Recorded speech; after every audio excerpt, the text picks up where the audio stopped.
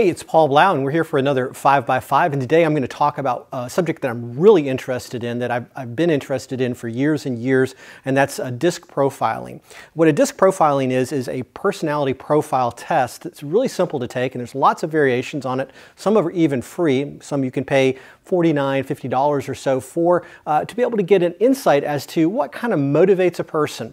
And so let me kind of give you the origin of all of this. The earliest record that we have of it is from Hippocrates, and he actually observed that there were 4 different types of people in the world, and some variations. You know, there's some mixing between those four types, but he classified it and believed it had to do with the different fluids that were within the body. Now that obviously wasn't true, but the observation that he made was true. We can even see echoes of this in the Bible. The 4 faces of the angel that Ezekiel saw represents this. Also why we have 4 Gospels, because there are 4 different perspectives on the life of Christ. And then flash forward into modern psychology that developed over the last 100 years. And what we have is a theory called DISC now that I've used, well, probably for over 30 years. And DISC is a very simple format that it stands for dominance, influence, steadiness, and compliance.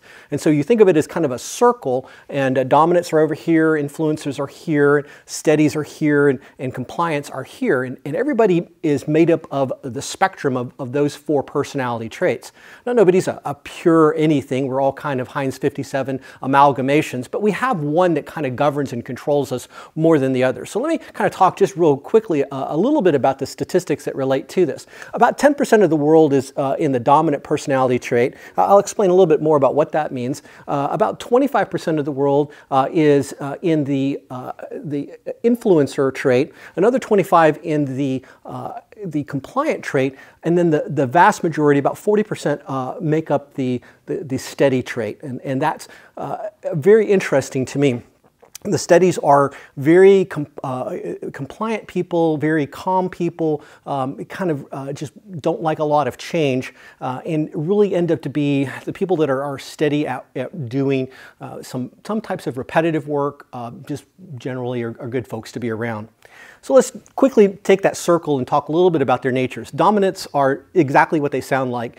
They're people that are highly motivated to get things done. They're in the active spectrum of personality traits, both the dominants and the influencers are, but the dominants in particularly, they drive activity by kind of dominating or leading, is maybe a better way of putting it. Now, it kind of depends on how mature the person is with their personality and how well they understand it, because if they're not very mature with their personality, they actually may manipulate and try to overwhelm people. But somebody that is really conscientious about that personality trait actually is a great person to have within an organization. In fact, almost all entrepreneurs and CEOs are dominants in their personality.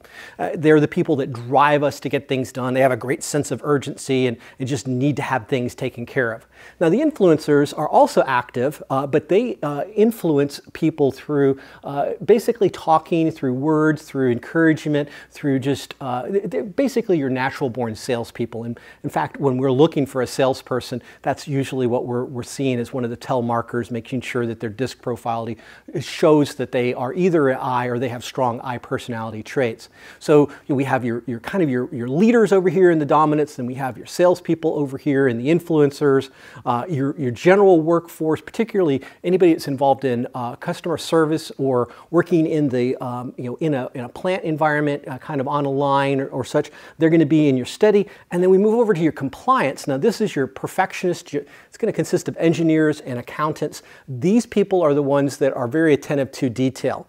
Now, it takes all 4 personality types within an organization to properly build a company that's going to be successful. And so I'd encourage you to use disc profiling. I think you'll find it extremely interesting and beneficial, and you really need to make sure that you've got every personality represented within your company so that you can see the view of the whole world. I think it's a great tool, and I highly recommend it. Thanks for listening.